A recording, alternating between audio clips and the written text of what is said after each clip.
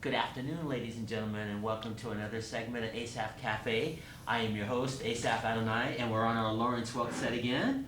And on my immediate left, affectionately, our aging rocker, Emmet, and we're going to do another one-on-one, and I think we're going to have some delightful things to talk about today. Yes. We're going to talk about, well, you know, this show, we're not going to get political, but I wanted to comment on the victory with Donald Trump. And talk about time travel and the show Time Tunnel. Yeah. And my possibly getting a job with ABC. So those are the three things I want to talk about on today's show here. Well, first let's pray. Right. Heavenly Father, bless our show and our time together and also heal my allergies, and we're doing this in Jesus' name. And help me with the things, God, that I am dealing with. Amen. Yeah. Just before we start, people, I do still have allergies, worst year. It's not near as bad as last week where I had to cancel, but if you see me spit or if I cough, it's just that I have bad allergies, That's the only thing Hillary Clinton and I have in common, We've got bad allergies, but yeah. Okay. Yeah, I won't falter for that, but beautiful, easy listening. Yeah, I'm starting out with Night and Day.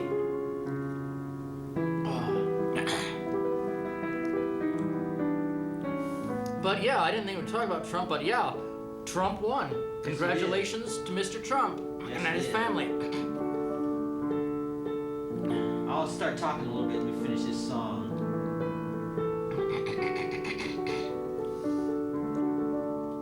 The washing machine splashes in coffee. Night and Day. Washing machine screams about algebraic equations all day. It's fascinating. It's like night and day. Night and day. Spinning in the dryer. It's a very fascinating theorem for us today.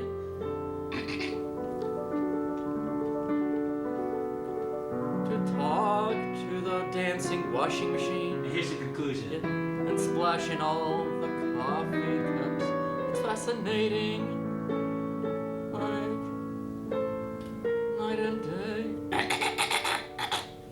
There you go, Night and Day. Yeah, every time there's easy listening under my home, often I sing those type of lyrics. Like, do you remember the ABBA song? I can't even remember what it was on. One of the ABBA songs was being played. I don't remember which it was. So I made up a song, about the spinning dryer, or something to an ABBA version they had on easy listening. You're swinging safari. Oh, yes. Herb Alpert, right? Mm-mm. Oh, sorry. Terrible. Burt Kempfert. Burt Kempfert, yeah. Swinging Safaris. That's right, that's right. And then it just has a little rhythmic stuff. Yeah. And then it goes back to that melody. Sometimes I get Burt Kempfert and Herb Alpert confused, Well, yeah, I guess I could see that. Burt Kempfert was a band director. Right. That had the trumpet solos, whereas Herb Alpert is the actual trumpet solo. Yeah. So. Yeah. But anyway, like I said, I didn't want to get too political. That's not my intent, but I did want to congratulate Donald Trump for winning. Yeah. That's the biggest upset in political history. I know. And what's amazing to that is this is a man that has never been in the military, has never served any public office, yes, and he ends up winning the presidency of the United States. That is absolutely amazing from that point of view. And yeah, I think he'll probably be qualified in some areas as far as his being a businessman and having traveled all around the world, stuff like that. Yeah. And whether you like him or dislike him or like Hillary or dislike her, the people have spoken. They have. And we live in a country where once the people have spoken, that's it. Yeah. I don't see any reason to be going on here protesting and smashing buildings. It's terrible. Picketing. It's horrible. That defeats the purpose. It does. The man won fair and square, and whether you like him or not, I think it's time. He's got a point. It's time to both parties start getting together and become I a agree. nation, you know. I agree completely. Instead of being so busy fighting because you didn't win. Yeah, or that's you're- crazy. Yeah. You know, what's done is done. Yeah. It's time to give him a chance and see what happens. And you never know. Yeah. You know, like that Old Testament verse, for such a time Yes. as this. This might be one of those for such I a think you're time right. as this moment. Yeah. How do you know that a year from now some catastrophe might happen and Donald Trump might be the right person to fix it? Right. Exactly. You know? So those are just things to think about. I agree completely. It's like the story, what is it, in the Old Testament, the story of Esther? Am I saying it right? Yes. Let's talk about that for a second. Yeah. Esther was a Jewish girl, right? Jewish girl. And there was the king and the queen, Queen Vashti. Yes. And the king wanted the queen to parade in front of a bunch of dignitaries and things like that. And she said no. Yeah. I'm not going to parade myself. And I don't think it was anything sexual necessarily. Right. She was just a good-looking woman, and the king wanted to show her off. She said no. And so that didn't sit well with the king, and it didn't sit well with some of the people that worked for the king. So they said, we better fix this problem because the queen said no. And if you let this lady get away with this, then all the other wives will be saying no to their husbands and stuff. You know, they were kind of a little show. Yeah. Yeah. Oh yeah. Yeah. So they oust Queen Vashti, and they set up a beauty pageant for the king. And so Esther was entered into this pageant, and she was raised by Mordecai. And Mordecai says, don't tell this king, or don't tell anybody you're Jewish, right? So she gets into this beauty contest, so to speak, and she ends up winning. So she ends up being promoted to the queen. Eventually she becomes the queen. Yep. Now, getting back to for such a time as this is where I'm going with this story. For such a time as this, she becomes queen, right? Esther becomes queen. And then there's a guy named Haman Yeah. who gets promoted. He's working for the king, he gets promoted. And so everybody is bowing down to Haman, but Mordecai says, I'm not going to bow down to this guy. So because Mordecai didn't bow down to Haman, Haman gets ticked off and says, I'm not only going to kill Mordecai, I'm going to wipe out all his people. I'm going to wipe out the whole Jewish nation. So Haman sets up a plot to kill all the Jewish people, not knowing that the queen is Jewish. Yep. So what the queen does, she sets up a banquet. Oh yes. And she says, she tells the king, I want you and you and Haman to come to my banquet tomorrow, and then I'll tell you what I want, because the king has said, whatever you want, Esther, up to half my kingdom, I'll give it to you. So she sets up the banquet, right? And she's setting up Haman. So when the day comes for the banquet the next day, the king says, what do you want, Esther? And Esther says, I want you to save the life of my people, because there's somebody that set out a decree to kill all the Jewish people. And that didn't sit well with the king. The king's like, how dare somebody set up a decree to kill the Jewish people? Who is this guy that would do such a thing? And Esther says, it's your man Haman over here. Can you imagine Haman's emotions and feelings? And Haman had built the gallows that were 50 feet high to hang Mordecai on for not bowing down to him. And one of the king's men says, hey, there's the gallows over here that Haman had set up for Mordecai. Let's hang him on it. So they hung Haman on there, and it appeased the king, because the king was ticked that Haman would come up with such a plot. So where I'm going with this story, for such a time as this, Esther becomes queen for such a time as this, to save her people. See? Doesn't that make sense? Now, who's to say a year or two from now something might not happen on a worldwide plane that Donald Trump might be the right person to fix? Exactly. So, see, when he won this, and he's like this businessman that's never done any of those other things, how do we know that's not for such a time as this? Exactly. How do we know? So we'll have to let history take its course. Yeah. And I'm not pouncing on Hillary Clinton, because I liked what Donald Trump said in his first little speech, his victory speech. And I think that was very cordial. What I know that they were pouncing on one another in the primary debates and primaries, yeah. But he did thank her for her service. You have to admit, she, whether you like her or not, she did, in her way, you know, serve her country, being First Lady and Secretary of State. And I'm not going to get into the good and the bad or whatever. I'm just talking about the initial position. She did serve her country. Yeah. And Bill Clinton did serve his country by being the president. And I'm not going to get into all the morality issues. I'm just talking about, you know, the contributions. It's like my show. You know, when I do those musical notes on Scott Miller's show. Yeah. I've been doing that for 2 years, and I don't get into the personal lives, you know, the divorces, smoking, or drugs, or whatever. I just strictly focus on the contributions. And I think that's why it works. So getting back to Hillary Clinton, she did accomplish a lot, you know. And from that point of view, I liked how Donald Trump handled that. And then I also liked when he said that we should be united now, you know. And because he won, you can see how divided this country is. I know. It's really divided. You know, you got the Black Lives Matter movement. And the divisions there with the authorities. And then you've got Donald Trump and Hillary Clinton and who's vote for who. No division. It's supposed to be the United States of America. Right. And I think that's what Donald Trump wants to try to fix. And so I think it's time for people to just get behind it. And that's what I'm going to say on that aspect of it now.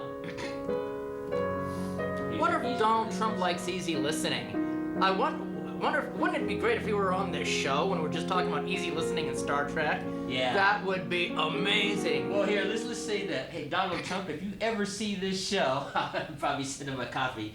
First of all, congratulations on your victory, whether people like you or not. You still won fair and square. I think that's fair.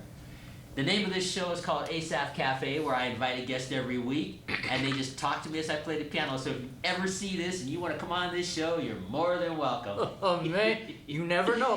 Donald Trump might come on this Asaph Cafe here. That would just be incredible. Oh, yeah. I would be broken-hearted if I were sick and couldn't join that particular program. I would just be crying. I would just be sick and heart. That would be exciting.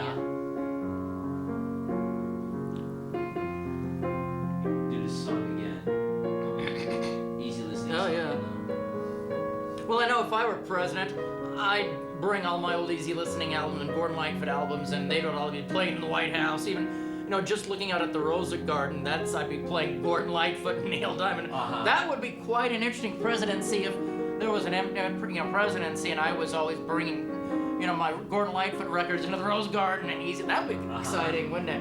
Yeah, it would. We played this song for Donald Trump the last time I remember. Let's finish it. I'll do the whole thing. I'd be entertaining all my staffers and heads of state and everyone with my surreal washing machine jokes. That'd be interesting. Doubt there's ever been a president in history, except for me, if I were president, that told washing machine jokes. That would be an amazing presidency. Well, I wonder what the world leaders would think, even though I don't know.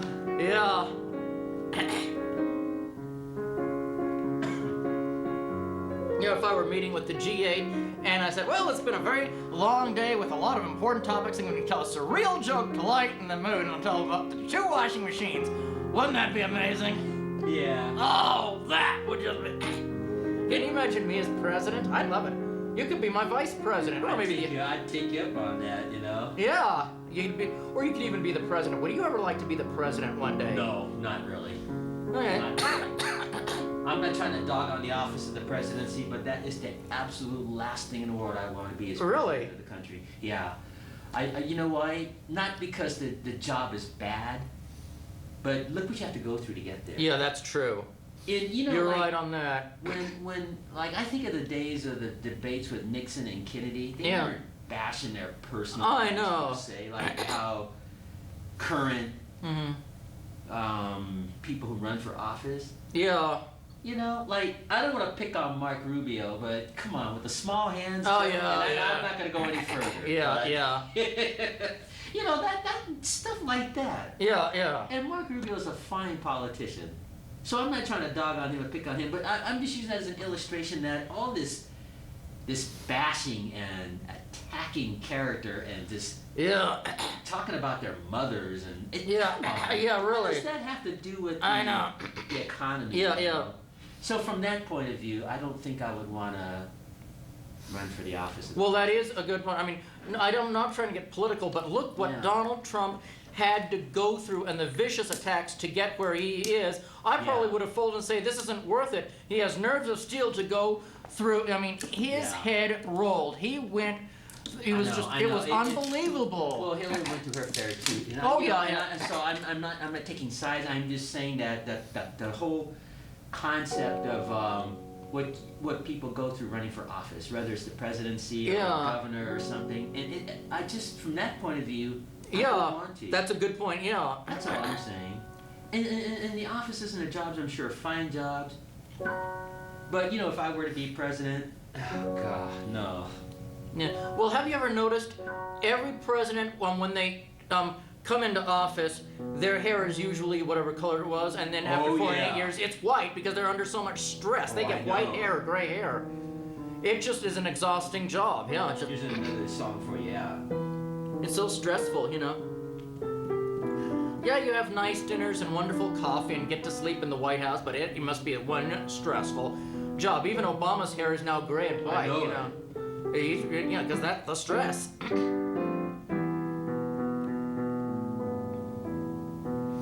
know this song? Nope. Let me play it. You don't recognize it? Nope. Shot in the Dark is the name of it. Oh. From the Pink Panther films, Peter Sellers. Yeah, I never watched them. Oh, wow. You don't know? No, I never watched the Pink Panther movies. I saw the cartoon, you know, when I was a kid. I always watched the cartoon.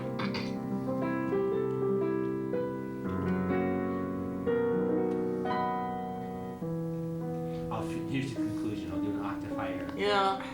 You still don't recognize Nope. it, huh? All right, let me finish and see if you hear it.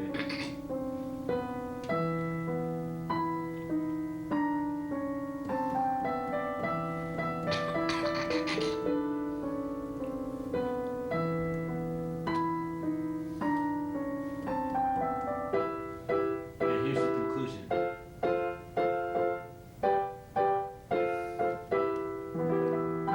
Nope. Okay, yeah, well, that was from. Well, it was Inspector Clouseau was the character that Peter Sellers, the actor, played. He was like this bumbling detective, similar to Columbo, but he could solve crime. Yeah. And it was just such a fun series, and that theme song is called "Shot in the Dark." That was the theme to the Pink Panther movies. Yeah. Not the Pink Panther cartoon, but the movies. Mhm. And speaking of the Pink Panther cartoon, that was a fun cartoon to watch. Oh, yeah, it was. It was. Yeah, I haven't seen it in years. Yeah. Of course, I loved Rocky and Bullwinkle, too. It wasn't on with the Pink Panther, was it? I can't... No, it wasn't. Or was it? I can't remember. I don't think so. No. For some reason, when we mentioned Pink Panther, for some reason I thought of Rocky and Bullwinkle. I don't know why. But yeah, I always had my soda pop and my blanket, and I was wake up at Saturday, morning, and watch the Pink Panther and other cartoons, Something like that. But anyway, the Pink Panther cartoon, that was a lot of fun to watch. Yeah, it was. When I was a kid. And what I always liked about that cartoon was the music that they played. Oh, yeah. Because nobody hardly talked in that cartoon. I noticed, They yeah. talked. It was just action and music, and I thought that was always fun. Yeah. And, gosh, they don't make cartoons like that. I know. Pink Panther. And the movies. So if you ever get to see Peter Sellers in the movies, you should. Interesting. It was just a lot of fun. And let's see what else. Oh yeah, I wanted to talk about. I've been watching Time Tunnel lately. Yes. Let me play my version of that. See if you recognize it here. I came up with this version of Time Tunnel here.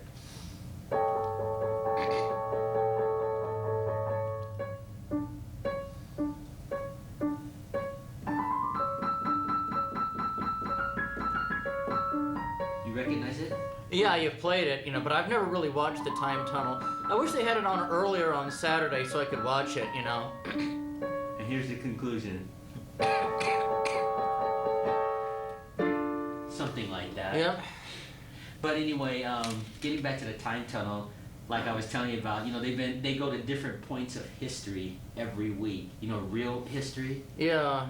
And so they went back to Custer's last day. They went back like a few hours before the actual battle with Custer. Yeah. The two time travelers. And I found that interesting because one of the time travelers, the younger one, James Darren's character, was talking to the Indian chiefs and trying to set up the peace treaty. And the other time traveler was on with Custer. So the two time travelers were separated. But they were trying to set up the peace treaty with the Indians and Custer. And this actor that played Custer just would not behave himself. He kept, he would mistreat the time traveler, not knowing who he really was. And he just disrespected his own men, and he didn't have any respect for the peace treaty or the Indian Nation people or anything. And he was just awful. He was just nasty, this Custer. Yeah. And he looked the actor that played him looked just like the Custer that history portrays him, with the military uniform, the mustache, and all that stuff, the blue hat, the Confederate or whatever. And so the whole episode they were just trying to set up the peace treaty, and nothing worked. And when Custer decided to attack, all the time travelers could do was just get out of the way, and they went up into this mountain, and they all they had to do was just watch the war. Yeah. Until the time tunnel was going to zap them into another period of history. And so, of course, the Indians attack. They wipe out Custer and all his whole army and everything after repeated attempts for a peace treaty that never happened. And then after the end of the war, when the Indians left and they wiped out all the, the soldiers and stuff, the two time travelers are looking over Custer's body, and they're just standing like this, shaking their heads like, yeah, we tried. Just fun things like that. Just all these different periods of time that the two time travelers go through. And I told you about when they went to the Titanic a few hours before the Titanic. That was interesting, that episode, because the time traveler was trying to tell the captain, "Please, captain, just turn this ship just a few degrees. That's all you have to do." And the captain didn't believe it. He just thought that the time traveler was a stowaway, not knowing that they were really time travelers. And so they locked up the two time travelers for a while. And you know what made the captain believe that he knew what he was talking about? Right when the ship hit the iceberg, the time traveler tells the captain, "Look, you only have 70 lifeboats on this ship. You're not going to be able to save everybody." And nobody on that flight, nobody on the cruise knew that. The only one that knew that there were 70 ships was the captain and the handful of people that worked with the captain. Yeah. The captain says, "How could you know that?" And the time traveler says, "Because I tried to tell you we're from your future." And they pulled out this newspaper from the future that says, and read this, captain. It says the Titanic had sank like over 100 years ago, and the captain was reading this, right? And so then the captain started believing that these guys were from the future. So the captain says, "I got to ask you one thing. Am I going to die tonight?" And the time traveler says, "I'm afraid you are, captain." And so the captain says, "Okay, if I'm going to die, I'm going to try to save as many people as I can." So the captain goes and leaves. He goes out there on that deck and he starts like lowering those life rafts and just tries to save as many people as he could. And of course, when the ship is about to go down, the two time travelers get yanked into the time tunnel again, and they go to another period of history. But see, it's just interesting that's very interesting. that they just go to different points of history, and even if they try to fix it or change it, they can't, because history's already been done. Oh, because if I were the captain of the Titanic, I would have just steered the ship onto another course. So that's what the two time travelers tried to tell the captain to do, but see, the captain thought they were just troublemakers and stowaways and stuff like that. But it's science fiction, I understand that, but it's just such a fun show, watching Time Tunnel. Yeah. And I know they have other shows that deal with time travel and stuff that are more fancier than this Irwin Allen version. Yeah. But I think this Irwin Allen version it may not be fancy as far as the techniques and the tricks, but the plot lines I think are really good. Yeah, definitely. Really good. So they've been going to different points of time, and it's just fun to watch.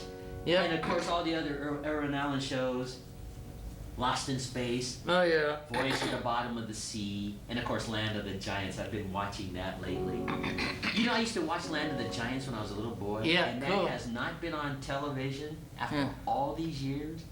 That's- Now I'm almost 60 years old, and they're finally showing Yeah. Land of the Giants. Yeah. So I taped that pilot. Yeah. I just really taped it. I had fun. Is there any way you could get me a copy? Is there a way you could duplicate a copy from me? Yeah, I can make you. Because a copy. the thing is, my VCR doesn't work anymore. Yeah, I mean, I can it make you plays, a but copy. and of course, I'm not up at that time to record. You know, if I had a VCR that worked and I had a timer recording like it used to, you know, I don't want to transfer from DVR. I don't have a DVR. No. I'll just make you a VHS Nice. copy. That'd I be mean, really that cool. show is like 50-something years old. No, that's really cool. It's like public domain. I don't think there's any copyright issues at this point. No. In fact, the people that were on Land of the Giants are like all like in their 80s now anyway. So, and that's a show that's pretty much forgotten. I know. Land of It the was Giants. excellent. It was an excellent show. I remember it. I just saw it for 2 weeks. It When I has was- something like this. We'll see. Yep. I was in Seattle because a relative, that I was living with my stepdad had an operation, so it was on in the afternoon, So I started watching Land of the Giants just to see what was on science fiction wise, and got hooked.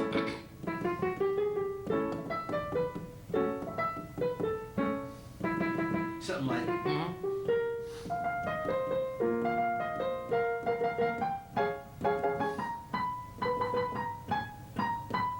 Something like that. Yep. Yep.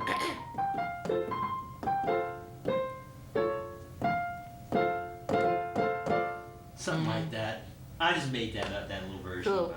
I even saw it in Seattle, a Japanese cartoon called Star Blazers. I don't know if anyone remembers that. I never It had a remember bunch of space battles, and there was this ship called the Yamato, and they were fighting, aliens in outer space. It was an animated. It was really cool. I don't remember the theme song, but I enjoyed Star Blazers too.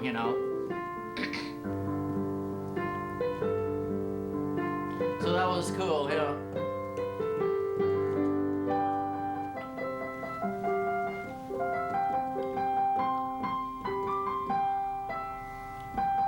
Oh, do you want any of the secret ingredient or not, or just the coffee? Something like that. Yeah. Yeah, that's Ultraman. That Oh, thing's yeah. Ultraman. Yeah, I'll take some of that secret ingredient. So, Yeah. Emmett, I'm glad you're feeling better. See, 30 minutes have already gone by. Time just flies, Yes, it does. It really does. Mm-hmm.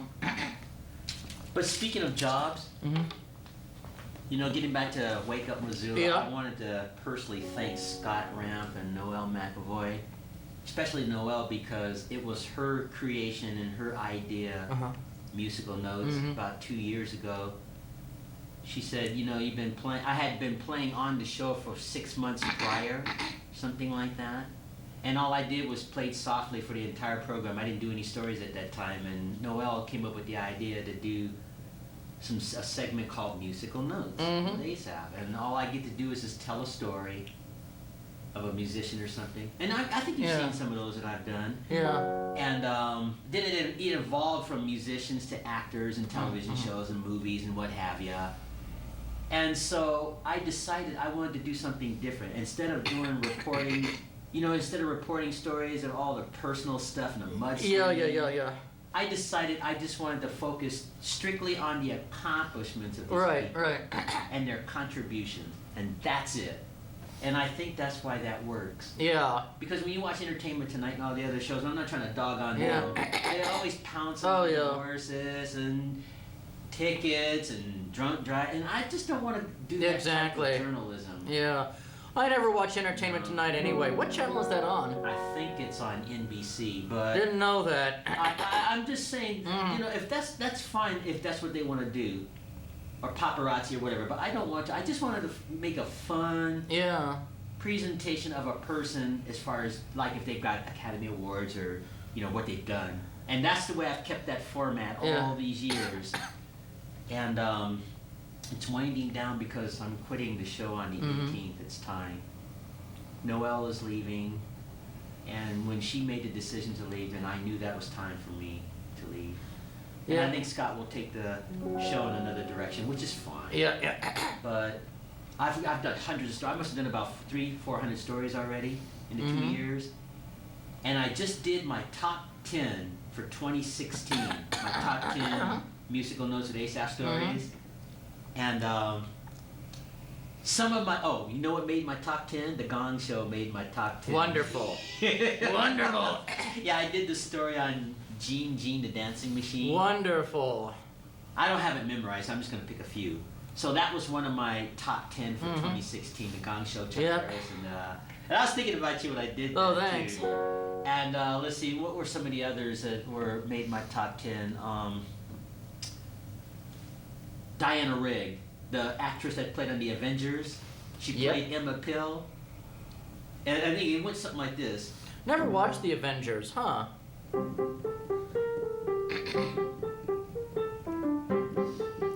Wasn't that a comic book thing, The Avengers? I did not know they had a TV show, The Avengers. Yeah, they did. The 60s. And the theme song went like something like this.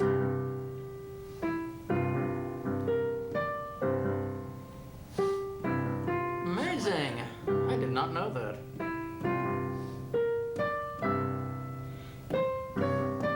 I wish I'd known. That'd be cool to see a little bit of that. Interesting.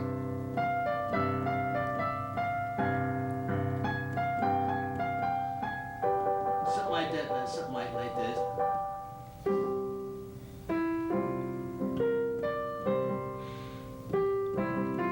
Something like this.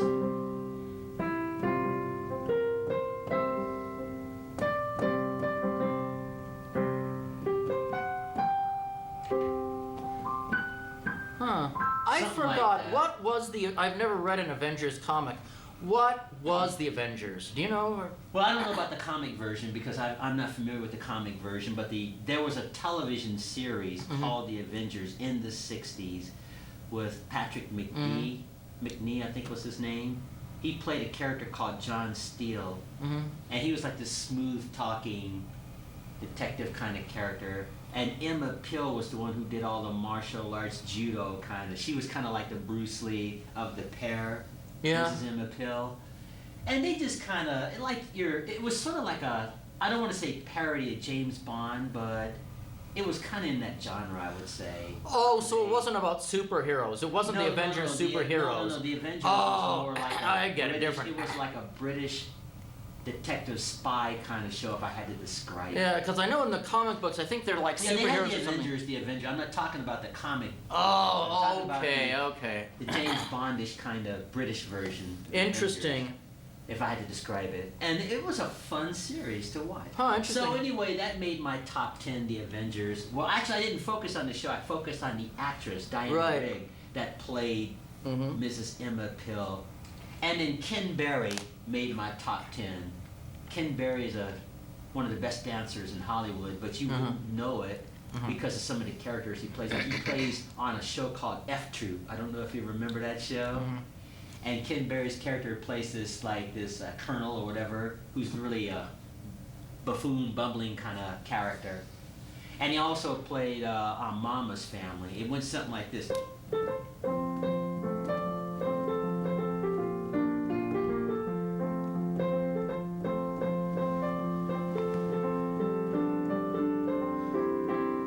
Song? Nope. Well, okay. Well, anyway, Mama's Family, Vicki Lawrence is the actress that plays Mama, and it was just kind of like a sort of a mild dysfunctional family that loved each other, and they always got into situations, and it was just kind of a fun show. But one of his more serious roles that Ken Berry played, he played a show called Mayberry RFD, which was a spin-off of the Andy Griffith Show, and this was a show where he had a son that was white, who adopted an Asian boy and an African American boy.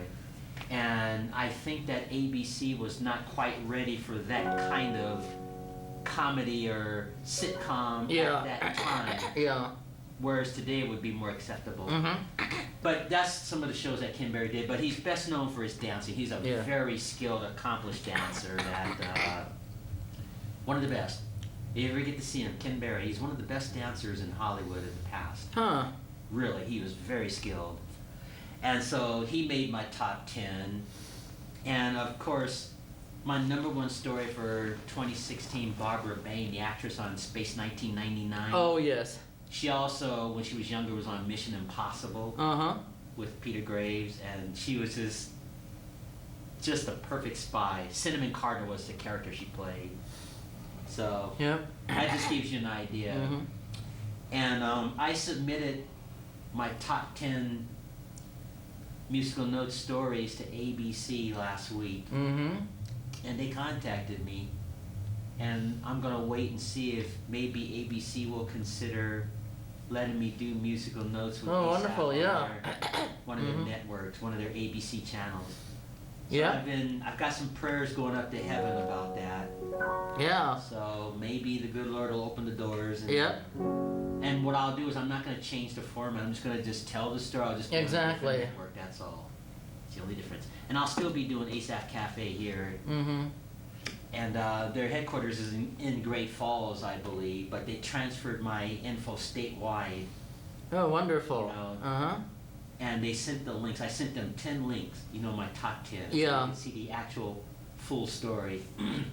And maybe ABC will give me an opportunity. And that'll be a godsend too. Yeah, it would be. But I'm not saying that my stories are the best. I'm just saying that I think what makes it work is that I just focus strictly on the account. Right, right. That's it. And my story that I did just yesterday, I did a story on Liberace's mother, his mom. You know, because you always hear about Liberace all the time. You know, the diamonds, Oh, the yeah. furs, but you never think of his mother. Yeah. So I looked her up, and I was able to put a story together about her. It turns out that her name was Frances Liberace was her name. She married a guy named Salvatore Liberace, and that's how the whole thing started. They got married in 1910. She married in 1910. She was born in 1891, Frances Liberace. And of course her last name wasn't Liberace then. Yeah. I can't pronounce her Polish last name, but when she married Salvatore, she became Frances Liberace. She bore him 4 children. George you might find this interesting. George Valentino Liberace, that was his full name. And then there was Angelina Liberace was the second one born. Then there was Waladzio Valentino Liberace, which you know him as Liberace. Yeah. And then they had another brother named Rudy Liberace, Rudy Louis Liberace. Now you notice all the Liberace names have Valentino in there. Did you notice that? No, I did not know that. Huh, interesting, yeah. Well, the reason that they all had Valentino in their name is because Liberace's mom was a big fan of the silent film star Rudolph Valentino. Oh, yes. The film star.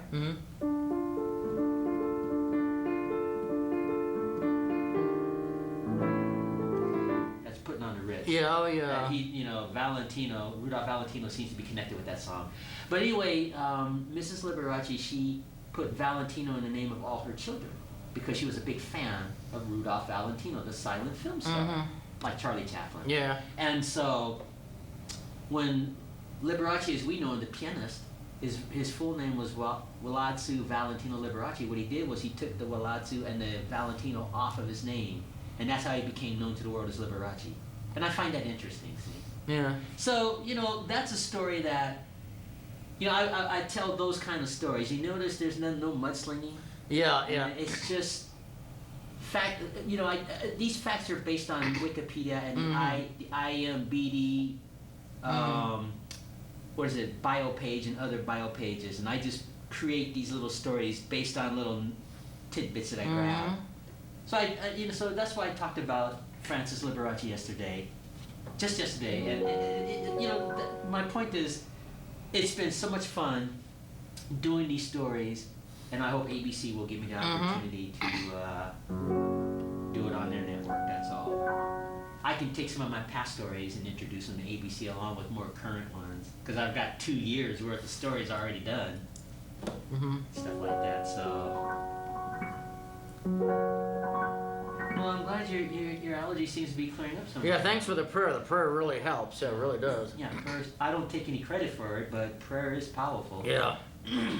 Yeah, speaking of prayers, if you think of some prayers, you can, in your spare time, ask the good Lord to open that door with ABC. I will, yeah, definitely. Yeah, I'm hoping that door will actually open so that I can introduce this segment musical notes of Asaph and just tell the stories of people. Fun, delightful stories about their contributions and accomplishments. You know who else made my top 10? Who? Barbara Billingsley. She's the actress on Leave It to Beaver. She played Mrs. June Cleaver on Leave It to Beaver, the old black and white. And you know, she played such a prim and proper mom on the series. That's why it was funny when she was in the movie Airplane. She was playing a totally different character. Yeah. I don't know if you ever saw Airplane. I loved it. I Remember died that of like. scene with those two African American fellas? Oh, They that were was eating hilarious. that fish, and one of them got sick. Oh yeah. And he was trying to communicate with the stewardess, and the stewardess couldn't understand him because he was speaking jive. Yeah. And so Barbara Billingsley's character gets up and says, "Excuse me, stewardess, I speak jive." And she was saying something like, Yeah. "We're gonna get you on the bedside, blood," that kind of thing. Yeah, It was yeah. just so funny just watching this Yeah. actress who's known for playing a prim and proper mom speaking jive. My mama don't raise no dummy. Yeah, I just love it. Cut Yeah. me some slack, Jack. I just loved It that. was so funny. So. It was, yeah. Now just hang loose, Bloods. Yeah. We'll go back for the meta side, on the rebound. I mean, Yeah. that was hilarious. Yeah, but Just- see, my point is that was Barbara Billingsley, Yeah. the actress, and so she made my top 10.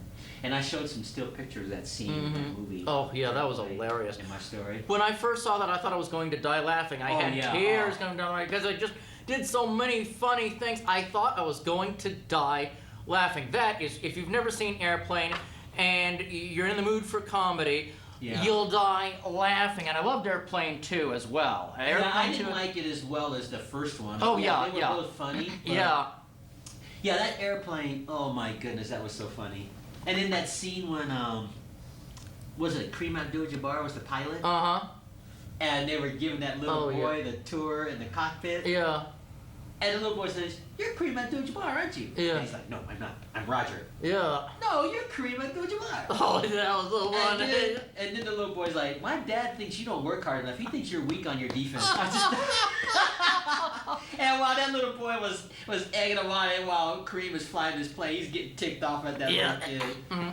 And it was just so funny. Yeah, it worked. Because you and I both know Kareem's like the greatest basketball player Yeah. in history, you know.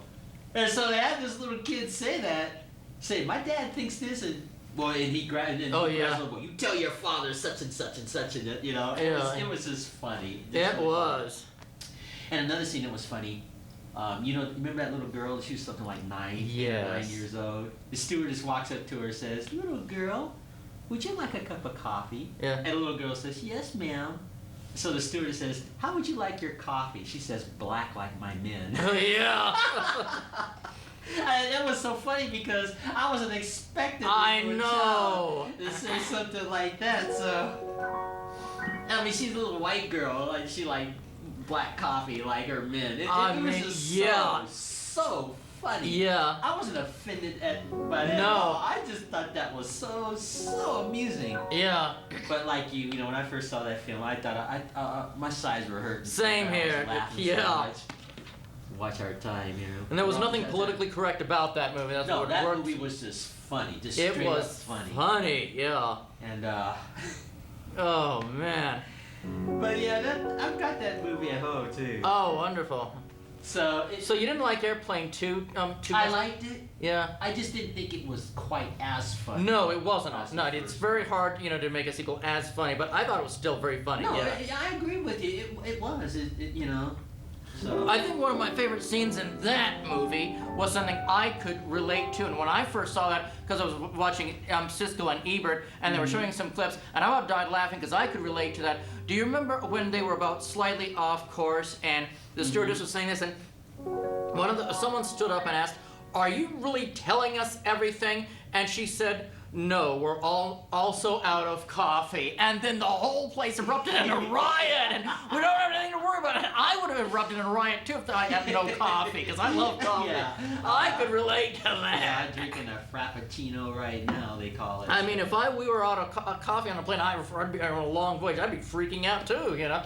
That was hilarious, and then I about died laughing. Yeah. So it's just they don't make movies like that. They anymore. don't. But I think a lot of those actors that were in that film are probably all retired now. Yeah. That movie's what, about 30 years old or more, at least? It came out Yep. in the 70s, I believe. You mean Airport.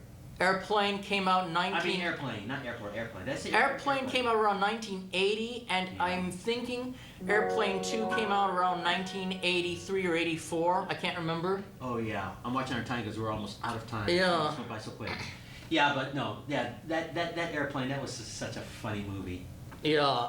And of course, the pilot gets the girl at the Mhm. end. Mhm. You know, he was on the verge of losing his girlfriend Yeah. because he couldn't get past his past. Yeah. You know, the war issues and his fears and stuff. Mhm. He finally conquered his Yeah. Yeah. fears and stuff like that. But the stuff going on in that film when they were on that flight, it's just outrageous, definitely- you know? Yeah, it was just so funny. Yeah. It was a parody on disaster movies. That's Yeah, I what know, it was. I Yeah, realized that, but- made it funny, you know. Yeah, and they did a good job. They did an excellent job. Yeah. And the fact that nobody dies in that too was, Yeah. Yeah. was good. So. Mhm. But yeah, Airplane 2, that was good too. Yeah, it was. Yeah. I think if they could have figured out some way to do a totally different plot line instead of making it like number 1, Mhm. maybe it would have worked. Well, I don't know. How could you if it was Airplane 2 rather than Airplane whatever? Maybe a different situation or different. Yeah, who knows? Yeah, who knows? But Mm. you know, it is what it is. You know. Yeah, I they like did it. the way they did it. And they did it different because it was a space shuttle, you know. Yeah. And I like That it. worked. Yeah. Well, anyway, I'm getting back to Time Tunnel when it comes on again Saturday. I'm curious where the Time Tunnel is going to send the 2 time travelers. What period of history? Because Right. at the end of the show, they don't tell you. You just got to wait a week. Because see, at the end of the show, whatever clothes that the time travelers are wearing for that time period, Mhm. when the time tunnel is going to take them somewhere else, their original clothes that they had on appears on them instantly, Mhm. and then they disappear back into the time tunnel, and then that's when the show goes off. So you don't know where the time tunnel is going to take them for the next episode. And the reason that their original clothes appears on them is because that was the clothes they were wearing when they first entered into the time tunnel. So whatever period of time they go in, they can't wear their clothes from the future because it won't work. Yeah. So they change, but when the time tunnel is going to take them somewhere else, then their original clothes automatically appears on them. Stuff like that. Maybe next week they'll go back to meet the person who invented the washing machine. I don't know. You know, that would be a good thing to talk about. That would have been a good thing for a top 10 or something to talk about, maybe on ABC. I would like to know who invented the washing machine. That'd be fascinating, or the dryer. Well, speaking of washing machine, you remember the actor that did the Maytag wash? Yes, washing commercial? yes. I was considering doing a story on him at one time, but I couldn't get enough information on him. Oh, And I yeah. saw some pictures of him with the Maytag. Yeah. You know, he did that commercial. You mean he was so lonely because the Maytag repairman, nobody needed him to Yeah, repair because the anything. That was- Maytag machines worked so well that Yeah. you know, he was just lonely. His name was Jesse White. Uh-huh. He was the actor, and he had done a lot of movies like the Andy Griffith Show, and, you know, stuff like that. Oh, it's almost time for me to play at the mall, you know? Oh, yes. You have your Christmas tie on, don't you? Yes, I do. Cool, yeah. When will you start playing at the mall? About 2 weeks from now. Isn't that a little early? I mean, it won't even be Thanksgiving, or will it? I don't know. I know Thanksgiving is coming up, the Christmas season, but that's amazing, yeah. Well, I've already been playing for the last 3 weeks already. Not at the mall, Oh, cool. but at the Patty Creek store. Yeah. Yeah, I started that like before Halloween, so. Mhm. But that covers the entire, you know, holiday season, Thanksgiving. And you know, speaking of stories, I did a story on Thanksgiving about a year ago. Mhm. The comparison of being thankful, and I used that clip of the Charlie Brown cartoon at the Mhm. time when Peppermint Patty. Mhm. She invited herself over to Charlie Brown's house, and Charlie Brown tried to tell her that he wasn't even going to be home. Yeah. Because Charlie Brown was going to his grandmother's house with his family. So what he and Snoopy do, and Linus, they make popcorn, they have pretzel sticks. I know. And, you know, they just put on a plate with toast. And so when Peppermint Patty and Marcy comes over, they're sitting out in the backyard, and so Charlie Brown serves them all this toast and stuff. And so then she's looking at it. What blockhead cooked all this stuff? What is this, Chuck? Toast? Yeah. Pretzel stick? Where's the turkey, Chuck? Where's the dressing and the gravy, Chuck? Don't you know anything about Thanksgiving? And see, I use that as an analogy that that's not the way to be thankful. Exactly. So, but it was still funny to me when Yeah, I saw yeah, it that was, scene, yes. the way she goes off. And so Marcy says, well, did Charlie Brown actually invite you, sir, or did you invite yourself? Oh, I hadn't thought of that. Yeah, She invited herself. But it had a happy ending because It did, yeah. Charlie Brown's parents decided to take Charlie Brown's friends along, so they all wound up going over to grandmother's house That's for wonderful. Thanksgiving. Yeah. But I did a story on Thanksgiving about being thankful. Oh, and definitely. I used that clip because we were able to use video clips at that time.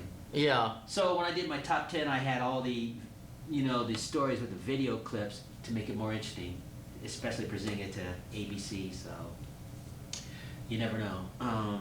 Maybe they'll hire me to tell the stories. I'd be very humbled if they did. But yeah, Charlie Brown, those cartoons are fun.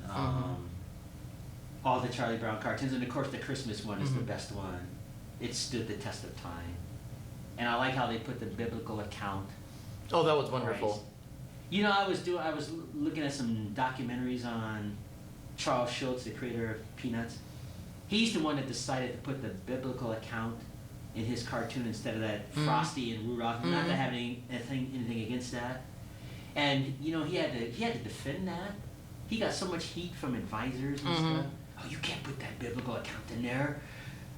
The networks won't accept that. The public won't accept that kind of thing. They wanted him to talk about, the meaning of Christmas is Santa Claus and getting together. Yeah. No.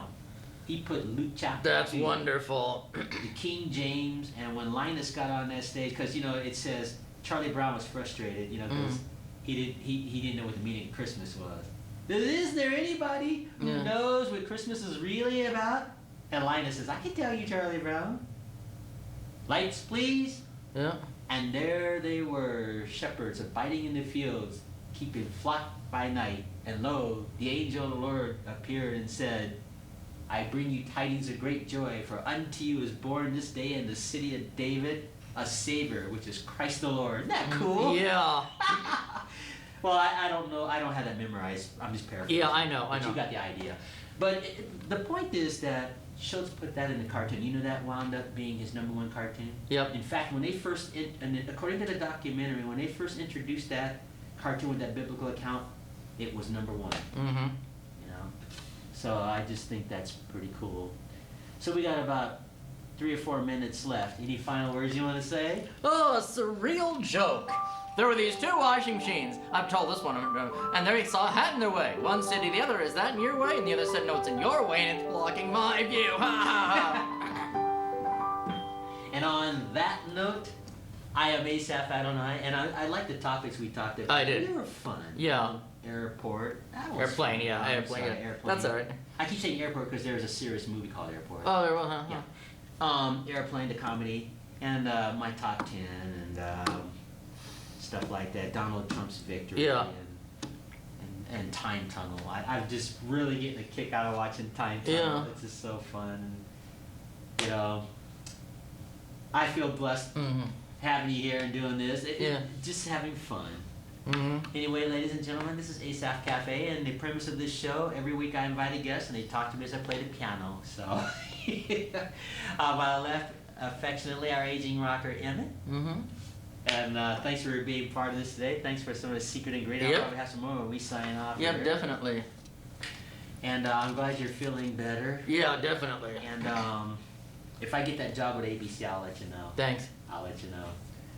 Thanks for tuning in, ladies and gentlemen. And until our next show, Maranatha.